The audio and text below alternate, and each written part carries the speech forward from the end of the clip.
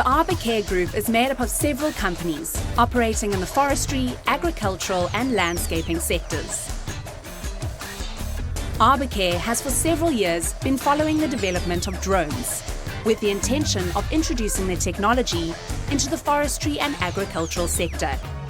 Surveys that took many days to carry out can be undertaken by a drone in a few hours and at short notice.